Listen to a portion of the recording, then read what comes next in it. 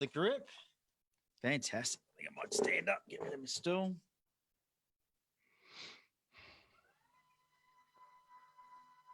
There we go. Stand up desk. Oh, just lost my camera, did I? Isn't that handy?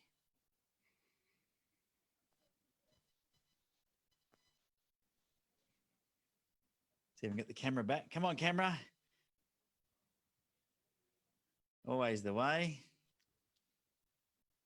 Start video. Let's see.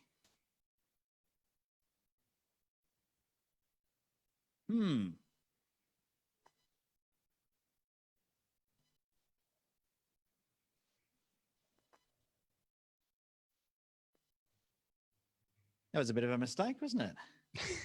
Putting my desk up. There we go. I'm back. There you are.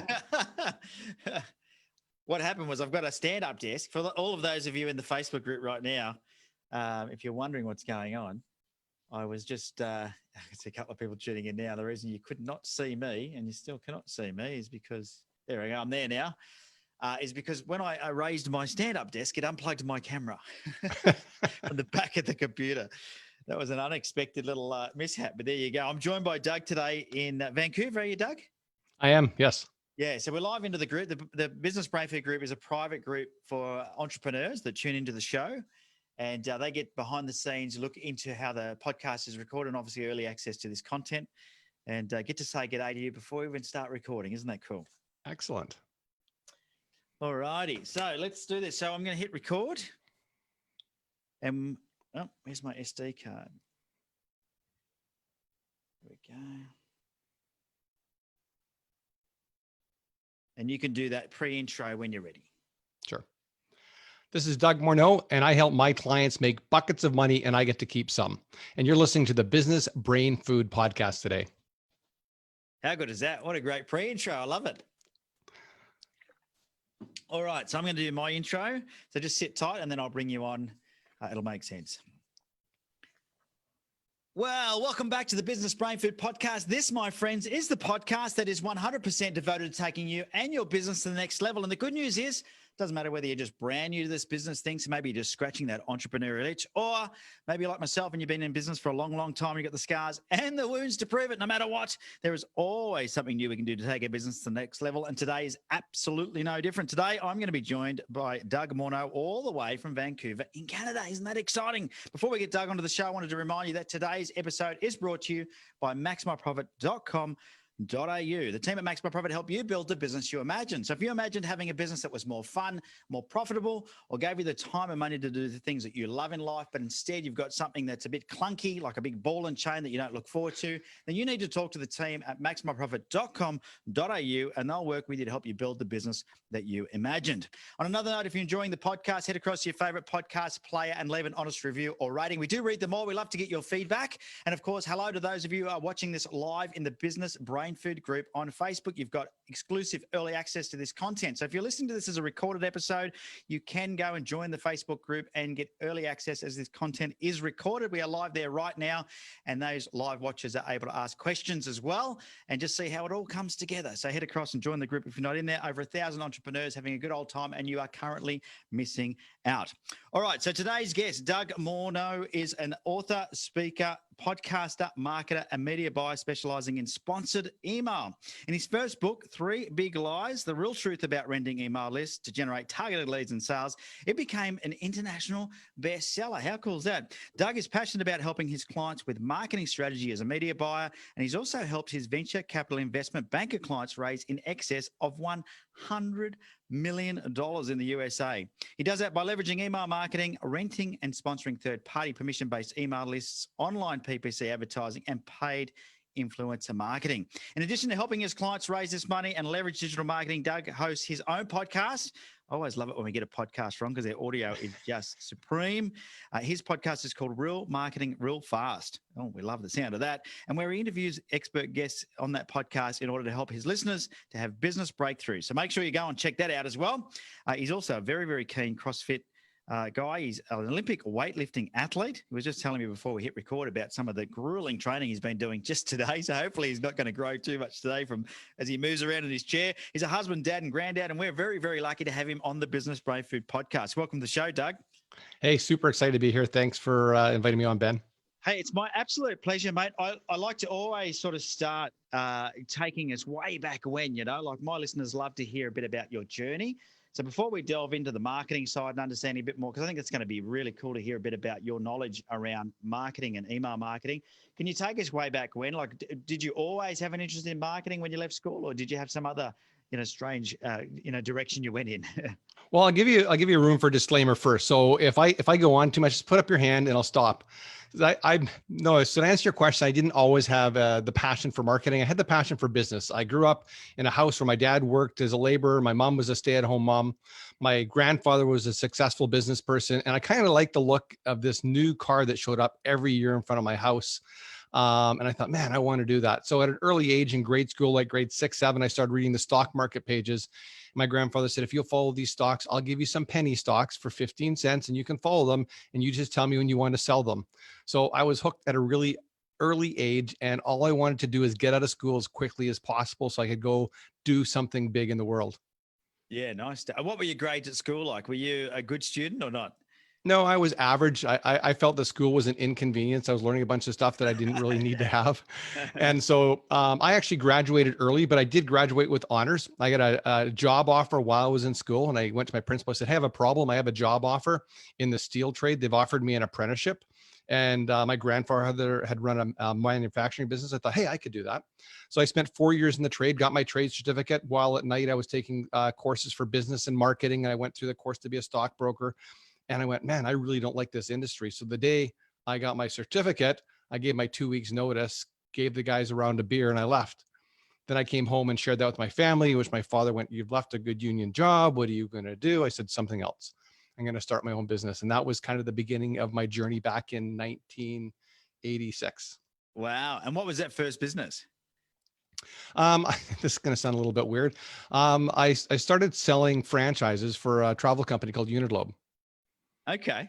And then I kind of morphed in and out of a couple of businesses. So I had gone through the steel trade. I spent some time at school learning to do mining and prospecting, spent 4 or 5 years out in the bush doing that, hiring crews, geologists, building roads, blowing things up.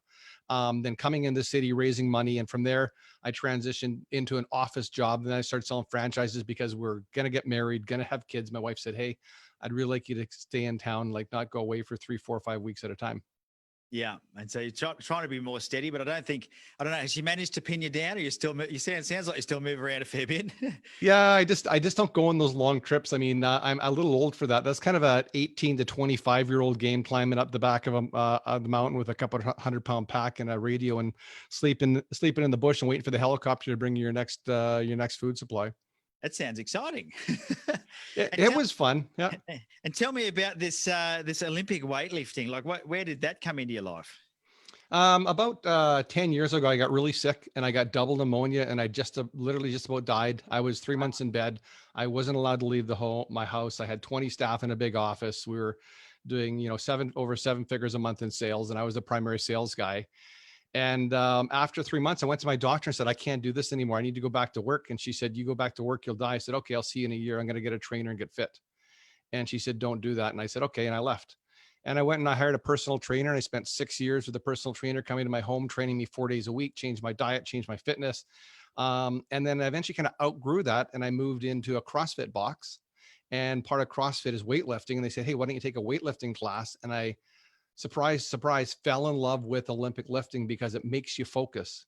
You can't be thinking about your clients, your problems, your anything else when you're lifting weight over your head, because you're going to drop it on your head. So for me, it's total quiet time.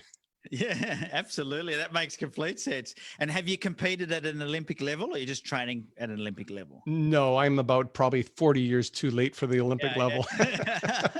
I don't know if they have like one for us older guys, Yeah, I'd be like the senior. the senior citizens Olympics. Yeah, that's right. I'd be able to go there. Isn't it funny though how, well, it's not funny, but it's interesting to hear people's stories, how sometimes it's later in life where we find things like health or, fitness, and it's a result of being told that we're not in good shape, and it takes us a long time. Yep. I see it sometimes in business as well. Do you sometimes see that in people that you work with, they've left it a little bit too late and they need to make a big drastic change? Well, I wouldn't ever say they've left it too late. I mean, your body's amazing and it'll heal itself. So, I started this when I was I was in the best shape of my life when I turned 50. I went out and I'd run off a 5 or 10K trail run, no problem at all, bang that off, come home, have a shower and go back to work. So I don't think it's, you can never leave it too late. I mean, you're going to have to modify and change what you're doing. Like I couldn't do what I'm doing today 10 years ago. It would have seriously, it would have killed me. I just wouldn't have been able to do it. So I lost basically 85 pounds. And now I've been just working on adding muscle. Yeah. Okay. And from a business point of view, you always had an interest in marketing. Is it like, it sounds to me like you started studying marketing pretty early on when you left school?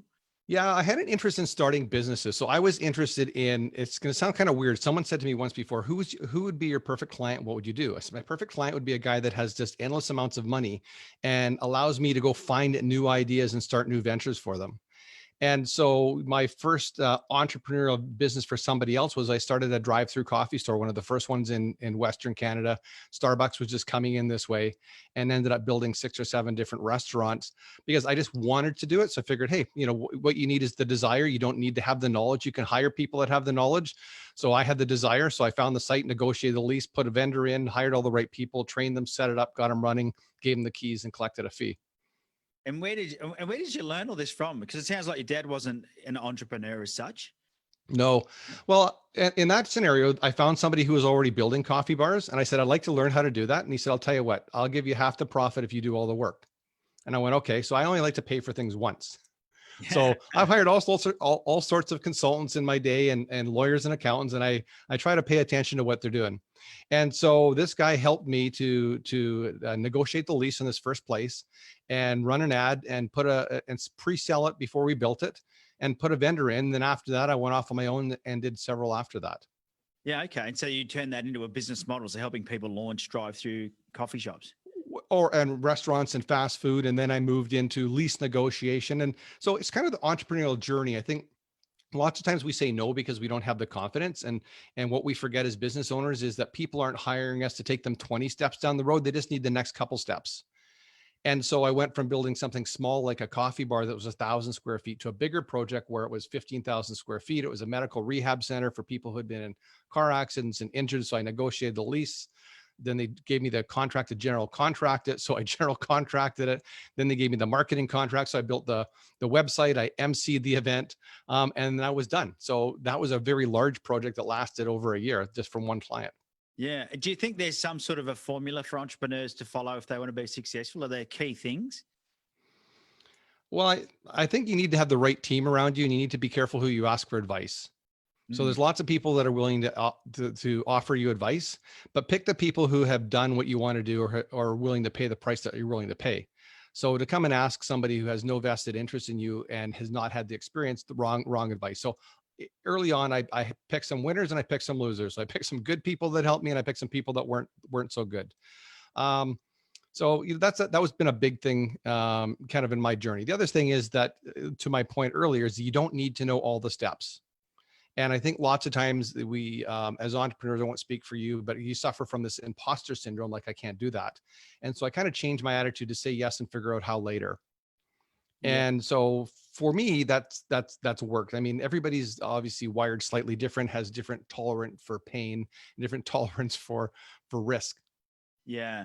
And I mean, you said before you've had some wins and some losses when it comes to picking the right people.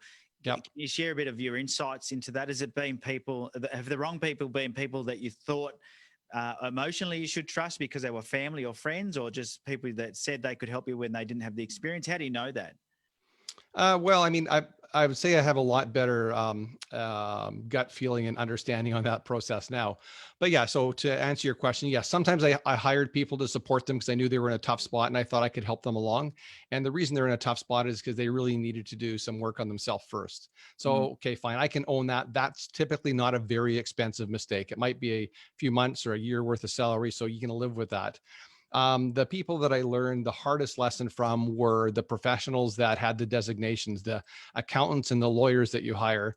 And the expectation is that you're hiring them so you can trust them and give everything to them, and whatever they say works until you get an audit. And then you find out what they've been advising you is wrong. But as the business owner, you're still responsible. So you have to step up and you have to respond to that. So my advice is that when you start your business and you start to build your team, Your core team may not be with you in 5 years or 3 years or 10 years, because you're going to outgrow their desire to grow with you. You're going to outgrow their talents. And in the course of our account, you're going to outgrow the size of client. So he was working with a certain size client, like at a chamber of commerce level. And when we first hit 7 figures for a year, that was a little bit of a stretch.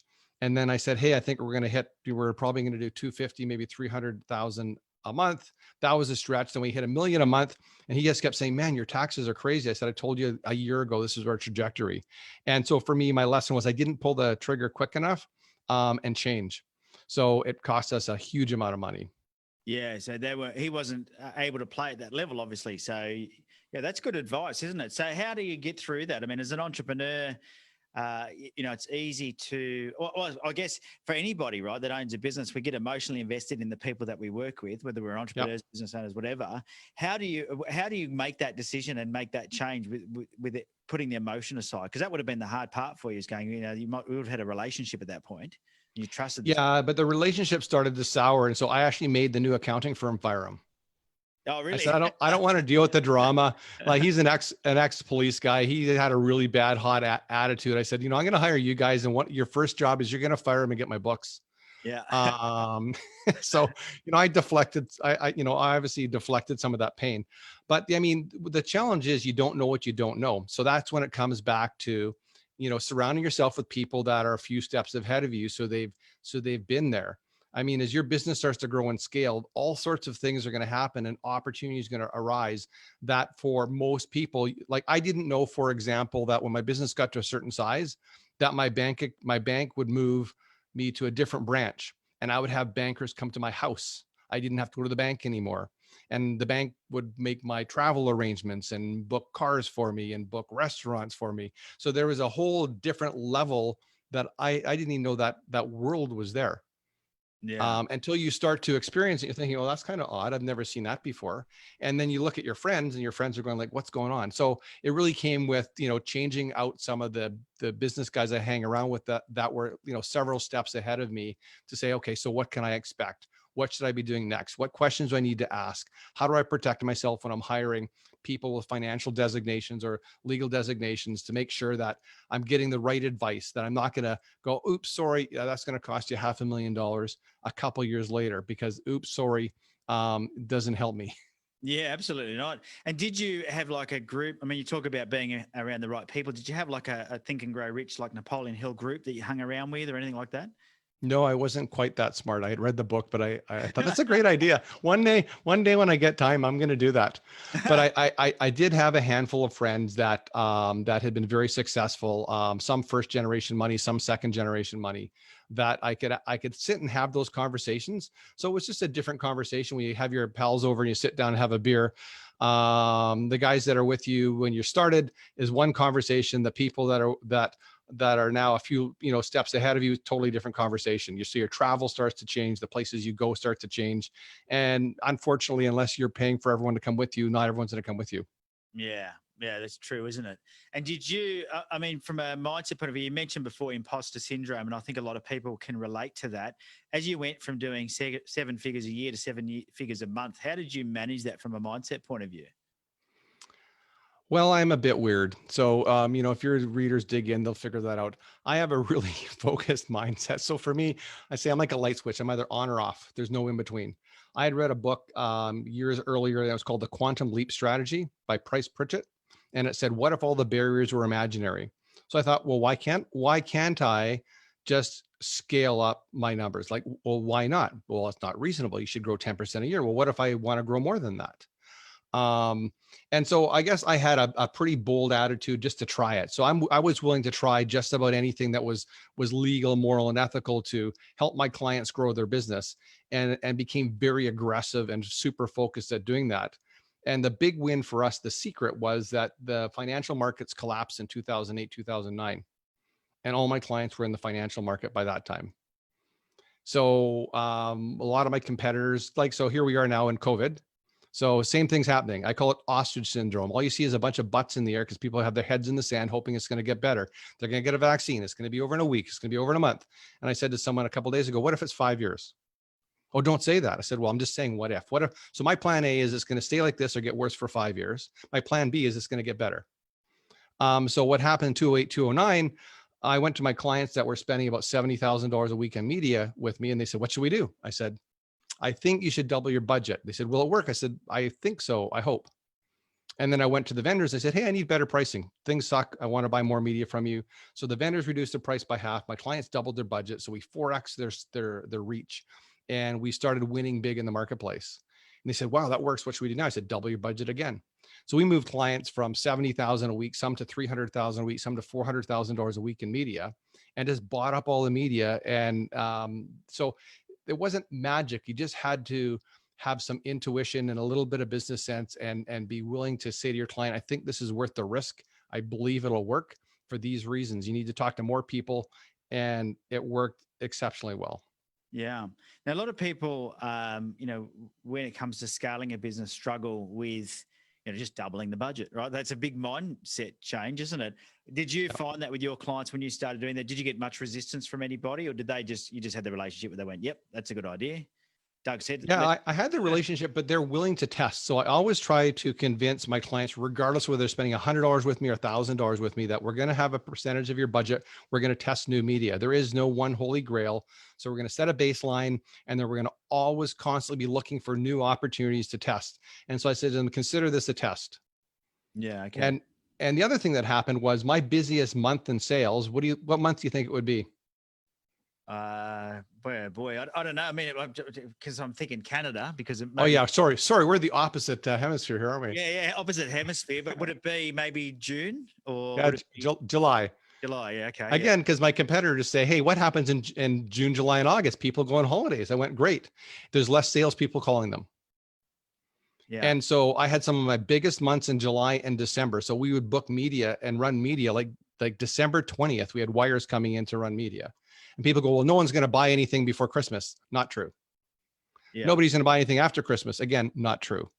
So I've had this contrarian approach. Like I said, it works for me most of the time, more times than not. And so I just stick with it. So do you believe most of the barriers are initialized barriers or self-implemented barriers? I do. Yeah. I read very early on through high school, how to win friends and influence people. And the thing that I remember there was, if you help enough people get what they want, you'll get what you want. Yeah. And that you didn't need to know everything. So I thought that's really good news, because I'm not a highly educated person. I have no intention of going to college. I joke about a university degree. I said, I'm going to get one when I get an honorary one. I'm just not going to take the 4 to 5 years to go to university. And so I just tried to help my clients to grow. And really nothing was off limits in terms of trying marketing tactics that would work. So every week I did like 5 phone calls on Friday, and 3 of them were new vendors. So I'm looking for new vendors. I'm testing them, my credit card, my money. And if they work, then I roll them out to my client. So when it comes to scaling, I mean, a lot of people would be wondering, I mean, that if you said to a business owner, would you like to scale quickly? They'd say yes. Mm-hmm. They might be a bit scared of it, or they might not know how to. In your mind, what was it that led you to scale so fast? How did you manage to grow your business as quickly as you did? Honestly, I just figured, I looked at the business landscape, and, and that business, there's, probably 50 guys who could write the check. And there was probably like 20 guys like me that could actually execute a program like that. And then there was 500 on either side who claimed they could do that. So my goal was to get as close to the money as possible. So I met with the guys who actually wrote the checks. So I met with a venture capital guy who went to, Swiss bank and sent the wire. And so there was nobody in between. And then I talked to the actual media outlet we bought the media from and cut out everybody in the middle. So, so what I find is that the line for the bigger clients, if you want to scale, you can do, a couple things. You can take on, 100 more clients at $1,000 a month, or you can take on $1 million client. Like, just take your choice. And so what I did is I decided just to scale up. And so someone would say, hey, I need to put together a marketing program. How much is it? I'd say $1 million. They go, okay, how do I pay you? I said, half up front and half when we're done. They go, okay, here's my wire information. And so that kind of money is funny and as weird as it sounds and as casual as I am. I'm not saying that I didn't sweat buckets and I wasn't nervous saying that, but I know that there's people out there that can write those checks. People can write 6-figure checks for your, your listeners, your followers, if they find those people and they're bold enough to just ask and then be quiet. Yeah, absolutely. I think that's so true. Just be bold enough to ask. I love that. I might even call this podcast episode that, be bold enough to ask. Well, the other thing is you can ask people, like I went out and I had breakfast with the president of a gas company called Chevron. I heard him speak. I was a young guy. I said, I phoned his office. I said, I heard Jerry Franciscovich speak. I'd like to take him for breakfast because I didn't have enough money to take him for lunch. And I said, I'm not looking for a job and I'm not trying to raise money. So his secretary put me through to his personal assistant. She said, Jerry's just got on a plane. Make a long story short, I went and I had breakfast with him and I spent an hour with him when we had just had my first son. And he was such a gentleman. So I find that those kinds of people are out there. Again, if you're bold enough to ask, and I didn't ask with a selfish intent. I said, here's my resume. Here's what I'm doing. This is the type of business I want to start. What advice would you give me? And I just quietly ate my breakfast while he talked. So again, that's a different ask, but those guys are there. And how much did that shape your future, that one breakfast? Lots, because I've gone on and I've done that over and over and over again. I was at the Direct Marketing Association. So look at the date, 2006, Richard Branson was speaking and they said, hey, does anyone have any questions they want to ask him? Thinking, yeah, I've been to enough of these events. I know what happens. Nobody wants to go to the mic. Then everyone wants to go to the mic. I'm going to ask him. I don't know what I'm going to ask him. It's a really good presentation. So I said, hey, can I get my picture with you? And he went, yeah, sure. Come on up to the front of the stage. I said, no, I want to come on the stage. So he invited me up on the stage. So I'm standing beside him. He realized I'm about a foot taller than him. So he walked over the couch, gave me a big bear hug, and the photographer took a picture. So this was the Direct Marketing Association of America. So there's 5,000 people in the auditorium. He goes, here's a young man who's really smart, who's going to go places. And everybody at that conference knew me for the rest of the conference. And my biggest thought was, why didn't anybody else do that? I was no better than anybody else there. I was sitting in the front row because I wanted to see who this guy was and see if I liked him or if he was different than I saw him on TV. And I asked. And now the bad news was, because I asked, then everybody else asked and he left and he didn't answer any questions. But I got my picture taken with him. And then I did something bold. I said to my assistant, I said, will you mail Richard a framed picture of he and I'm going to sign it for him. And I sent it to him. Now he didn't respond. And I thought, what the heck, right? I can afford to do that. So that's what we did. I love it. I love it. What a great story. I mean, this is what I love about these interviews is, we learn things about people, and that it's in itself, is just a real indicator of, who you need to be to get success in life, because sometimes it is about being bold and brave, isn't it? It is about understanding that, he could have said no. He could have said no. And then what would have, what would have been the harm? Nothing really. Yeah. When I thought about that, when I went up, I thought, okay, so what's the worst case scenario? If I don't ask him, I'm going to regret it. If I ask him, he says no, I'm going to be embarrassed, but nobody's going to ever remember me. And I'm probably not going to see these people again. The problem was, seriously, I was so nervous. My legs were shaking when I got up to the microphone and I was having trouble speaking. Like I was frightened to say anything. And then once I blurted it out, it's like, okay, I survived. He said, yes, this is good. Okay. I love it. Now, tell me, you've been in marketing for a long time, and a lot of people will say that marketing has changed radically over the last probably 10, 20 years. Would you agree with that? Disagree with that? What's your thoughts on where marketing's heading now? Well, I think the tactics that we use to communicate with people have changed, but people's wants, needs, desire, and pain points, I mean, none of that's changed. We're just using different tools.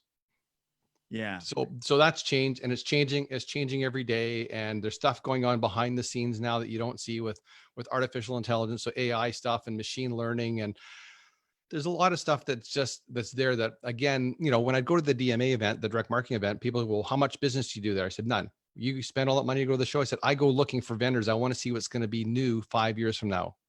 And I want to do a deal with them today and try it. So my clients can get 5 years doing this before the market figures out what we're doing. So the market's changing every day. And do you think that it's easier now or harder than it was, in 20 years ago? Oh, I think it's way easier. I mean, if you think about it, 20 years ago, what were your choices? Print or radio? And, print and radio, budget or TV were expensive. And so now you can set up a social media account for free. So set up a free Gmail account, set up a free social media account. You can now do Instagram lives, Facebook lives. So I think it's way easier than it's ever been. You've got more access to data. You've got more access to vendors. You've got hundreds of podcasts like your podcast where people can listen and learn and go, yeah, I like this one thing or I like that thing, or I'm not sure. And so that's all at our fingertips. So gone are the days of going to the library to research. Yeah. Now your book, the three big lies, Yeah. is about renting email lists. Is email list still a good way to generate business? It is. You have to be, at a certain business size to do that. But that's how I made all the money for the venture capital guys. So if you think about it, a different way to put a spin on it, if you want to see we're in a marketing conversation, is it's like influencer marketing. So I go to a large publisher that has 500,000 subscribers that subscribe to their news publication, and they get emails every day from that publication. And then once or twice during the week, they send out an ad that's my ad. So the relationship is with the publishing company. And so when the recipient gets it, they trust the sender because it's coming from, say, the Washington Post. So they go, yeah, Washington Post, I subscribed, I pay for that, I trust it. Oh, it's an ad. So then they can decide what to do with that. So it's still effective. And I just published a stat. I saw a stat the other day that email's never been more responsive in the last 5 years. So I'm not, before we go too far down that path, I like email because it works really well. And it's a great way to scale very quickly to a very large audience. So you can't go to Facebook and say, tomorrow morning at 6 a.m., I want my message in front of 500,000 people. That's impossible to do. I can do that with email because with the push of one button, a publisher can put your email in 500,000 people's inbox within 15 to 20 minutes. But I tell people I'm tactic agnostic. So I'm just looking for stuff that works. The minute that email isn't effective or doesn't provide ROI, it will go into the huge heap of stuff that I've tried that doesn't work. The huge heap. I love it. And how does someone go about renting an email list? Because this is and we're sort of shifting gears into the marketing stuff now, but I know listeners will want to know because it's something I think a lot of people would struggle with. Does it relate back to just being bold, like asking Richard Branson for a photo? Do you just go to a publishing house or to some big company and say, can I shoot some stuff out to your subscribers? Yeah, you might want to just present it a little nicer than that. But basically, so I mean, for people that are familiar with direct response, they're familiar with direct mail. The list rental is different. So in that case, there's a publisher or a bunch of publishers and a manager manages those lists. And then you say, hey, I want to send the direct mail piece out. They approve your direct mail. They send your printing company the file, they mail merge them, they send them out. Well, email is very similar, except for they never send you the list for obvious reasons. But in a lot of cases, the people that you do business with right now that manage the direct mail list also have emails. So if you have those existing relationships, just ask, hey, do any of the files you manage also have email? And if that doesn't work, then find someone like me who's been in the space and can help you navigate those waters. If you want to do a DIY thing, go look at your customer. What do they do from the time they wake up at 6 o'clock in the morning till they go to bed? What do they read online, offline, podcasts, buses, transit? Where are they? Look at the media they consume, and then go pull the media kits from those publications. And those media kits will have a ton of information about age, income, education, marital status, all that stuff that you may or may not know. And if you look deep enough and hard enough, most often you'll find email advertising. It's typically not easy to find. Sometimes they won't even publish it. You just need to phone and ask. Yeah. Okay. And so what you're talking about is actually just go and find publications and pay them to do your email advertising. Yeah. I mean, you're creating a message, you're creating an HTML email that's going to be, maybe it's come to my webinars, join my Facebook group. Maybe it's buy my new shampoo. Maybe it's, hey, I got a new CBD thing. And, you can't advertise CBD on social media, so you can advertise it through email. And so, like I said, that you send them the ads, they approve the ad, they send it. You know how many people got it, how many people opened it, how many people clicked. Then you can look at your shopping cart, your back end, your email list, host, your ESP. Say, hey, I got 50,000 people who signed up. Now, the one thing that's changed that's made a major difference is remarketing, retargeting. When we started, that didn't exist. So that meant that every day I rented millions of emails, and if I wanted to talk to those same people, I had to do it again. Now, all I need them to do is open the email, and I can retarget and remarket them. Yeah. Okay. So that is a big difference, isn't it? So Huge difference. Yes. yeah, absolutely. Absolutely. And so, when it comes to email marketing, is there tips and traps that people could avoid? Have you got any quick tips and traps that could help people get Don't some buy a list that's quickly? cheap. Yeah. Okay. Don't buy a list. Don't buy a list. Don't buy a list. It can destroy your business, your website, your domain, your reputation. You're going to get what you pay for. I mean, expect to pay anywhere from $50 to $300 per thousand emails to have someone send an email out. Expect to see minimums between $2,000 to $5,000 per deployment. So, if someone's saying, "Hey, I can send this out to you for $100 or $500," it's probably not legit. The other thing you can do is go talk to your buddies. Like, I'm sure you've got an email list. And so there's a possibility I could come to you and say, "Hey, Ben, I've got this offer. I think this is in alignment with your brand. Would you be willing to send it out?" And you might say yes, or you might say no, or you might say yes, but I want 50% of the sales you generate, or you might say, I want $5,000 to do that. Or you might say, "You know what? I think you're a great guy. I would just love to serve your audience. Will you do the same thing for me?" And I'll say, "Sure." And so we do that. So there's lots of other ways to kind of skin the cat. Yeah. Would you say this is one of the best marketing tactics right now? Is to do email? Well, I just think it's really underutilized. Yeah. So right now, everybody's heavily leveraged on Facebook, and I've got nothing against Facebook other than they're super picky and they ban your ads for some really weird reasons. And everybody's there, so the competition's stiff.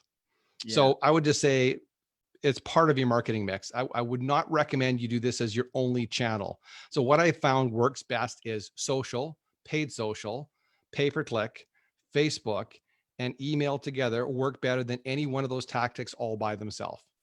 Yeah. So as a holistic thing, you can do all of those things. And Yep. Yeah. And when it comes to emailing out, have you found that you need to work closely with whoever's email list it is to get the offer right? Like, do you have to craft it? Or? Yeah, I mean, and sometimes they're not very helpful. So you need to ask them a bunch of questions, right? And so that's the stuff that I do. Say, okay, I need to know who was your last mailer. I want a copy of the last 3 mailers. I'm going to subscribe to your list. I want to see what you're sending out. And so you really want to make sure that your brand's in alignment with what they're sending out anyhow, because they might not be a fit. Like, one of the best performing lists that exists out there is Fast Company, but it's expensive. It's like $50,000 start point. But they have like a 48 or 49% open rate and a stupid high click-through rate. So if that was your target audience, that'd be a great media buy. But you don't have to start there. Start small, test it, test your offer, test your subject line, find out what converts. Yeah. And what have you found, like, for people that are new to, getting their marketing right, have you found there's certain things that they need to check before they go ahead and do something like this, like sales process or, follow-up process, or you said remarketing, for example, making sure things are in place first? Can you go off half-cocked? Well, sure you can. Yeah. But that's probably the result you'll get as well. I mean, so in all fairness, not to be funny about it, I mean, you want to make sure that your websites or your landing page is solid. And so that's a point right there. Drive people to the landing page. Don't send them to your homepage. I was just talking to a big e-commerce store, and their list was 60,000. And I said, "So how did they do?" They said, "We got a 20% open rate." And I said, "How many sales did you get?" And they got like 4 sales. I said, "Where did you send people?" He said, "Oh, we sent them to our homepage." I went, "How do I buy anything from your homepage? You're an e-commerce store. Why didn't you send me to the product page, a landing page?" So my preference is landing page. And there's only 2 things you can do in a landing page that I build: sign up or buy, or close the page. There's no about us. There's no look at my testimonial. I mean, testimonials would be there, but there's no business history. It's 1 page, and it's got 1 goal, and the goal is conversion. And if you don't convert, we're just going to remarket you. Yeah. And that's easy to do these days, like you said. When somebody hits a website. Sure. Yeah. Yeah. And so what else, I mean, what are the 3 big lies? What is the real truth? Can you give us a bit of an insight into what the book's about? Why did you write a book? Well, that's a whole different topic. I wrote a book because I really wanted the industry to see what was going on, and it didn't work. I mean, the industry is so resistant to this, like the direct marketing industry is so resistant to having this conversation that they don't publish it. They don't talk about it. But the big marketers, when I have private conversations, all do it. So the 3 big lies are that email's dead, that it doesn't work, and that this approach that I'm suggesting is illegal, which couldn't be further from the truth. Yeah.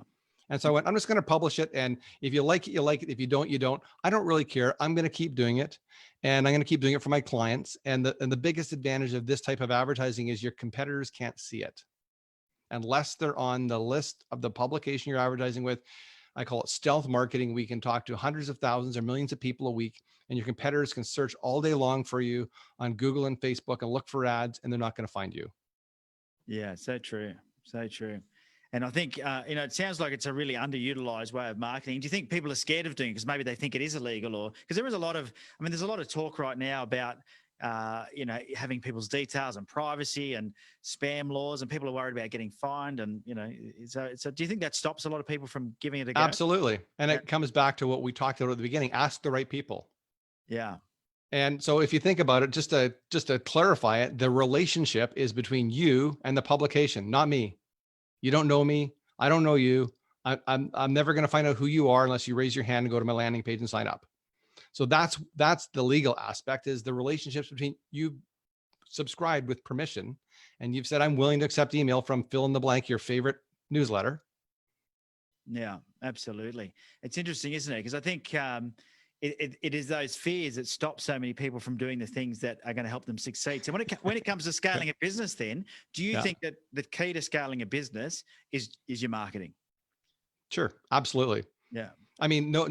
Well, I mean, it's marketing and sales. They have to work together. And so you can build all the systems you want, and you can have all the fanciest accounting you want, but if you don't have any sales, none of it matters. So, and so if you look at what makes a business saleable, if you want to exit from your business, one of the things that a potential purchaser will look for is, where's all your traffic coming from? And the last thing they're going to want to see is, I only advertise on Facebook, because that is a risk. So you can say, hey, I get traffic from Facebook, and I get traffic from YouTube, and I get traffic from email, and I get traffic from my blog, I get SEO. Okay, now it's spreading the risk. How many times have we heard about people's accounts getting shut down or hacked? So, you need to own the data. You need to build your own list as well. I mean, that's a big thing. You got to have your own list. I think that's important. I agree with you there. And you talked before about, having those limiting beliefs about things like growing only 10% a year or something. But some businesses or people have fallen over growing too fast. So, absolutely. What are some of the challenges with scaling quickly? Well, you just need to think through the process. What are the potential chokes points? Is it going to be inventory? You're going to be able to finance the inventory. You're going to get this huge purchase order that we're going to see you on Shark Tank begging for money because you can't fill the invoices. Is it going to be a people issue? Is it a technology issue? So think of the potential constraints as you're moving forward. So if you look at where we are today, if you are selling online and you're selling products that are drop ship, how great is the relationship between China and the US? So if that was your only source of supply, scaling right now could be a problem. Yeah. So, you want to look through and you want to think through it. So for me, I just take quiet time to think, which might sound kind of weird. Go sit by the river, take a piece of paper and a notepad, and just quite often we'll think, so what are all the things that could go wrong? Where are all the opportunities? Who are all the people that I could potentially partner with?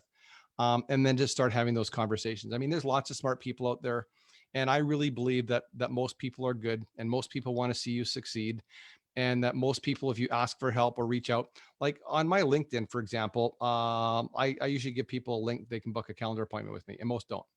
And I'm not saying that from an ego point of view, you think you should. It's like, I'm available. I had a call today from an author. I don't know him. One of the girls at the gym said, hey, my dad wrote a book. He wants some help with marketing. Can he give you a call? It's like, yeah, sure. So people help me. I'm willing to help people.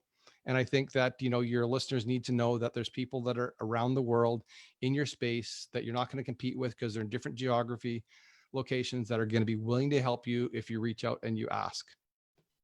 Yeah. So and ask them that question. So what's the problem with scaling my business? Right now I'm doing $100,000 a year and I want to do $500,000 a year. I want to 5X my business. What was the choke point that you hit? And then be quiet. Don't try to impress them. Just be quiet and let them share. I'm hearing this theme, be bold enough to ask. Don't ask, don't get. But it's so true. It's funny, many, many years ago, I remember being challenged because I ended up being put onto the cover of a magazine. I was a part of a franchise group and they said, Ben always gets this stuff. They said, how did you do it? And I just asked the publisher. That's all. I just asked. I didn't do anything special. I didn't pay any money.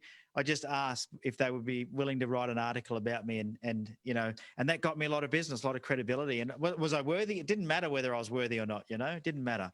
You're the only one that asked. And it's the same thing with the lineup with businesses, for bigger ticket items. The line is shorter. Everybody's chasing, I'll use websites, for example. Everybody's chasing the $5,000 website. So how many people are in line trying to sell that versus how many people are in line trying to sell a $100,000 website or $150,000 website? The line is smaller. So less competition, more profit. If you can see yourself, if you can fulfill that, then go there. Yeah, absolutely. Is there anything I haven't asked that I should have? Talking about asking good questions. What's the one question I should have asked, Doug, that I haven't asked? It's got him thinking. Yeah. I would say for me, it was, kind of what was my expectation when I got out of school. And I think the mistakes that I made getting out of school were I thought I knew lots. And so I talked too much and I didn't ask enough. And what I found was when I was surrounding myself with smarter people and hanging out with my grandfather's office, the more that they figured out that I understood what they're talking about, the less they wanted to talk to me. So, for me, it was more about I needed to learn to be humble at a younger age, ask more questions, and realize that every goal that I've set's taken twice as long or 3 times as long as I expected and cost 4 times as much to get there. So, are there shortcuts for some people? Yeah, there probably are. My experience has been you got to pay your dues. You're going to make mistakes. Most people for the most part are going to be good to you. There's going to be some people that are going to screw you. Welcome to life. Don't cry over it.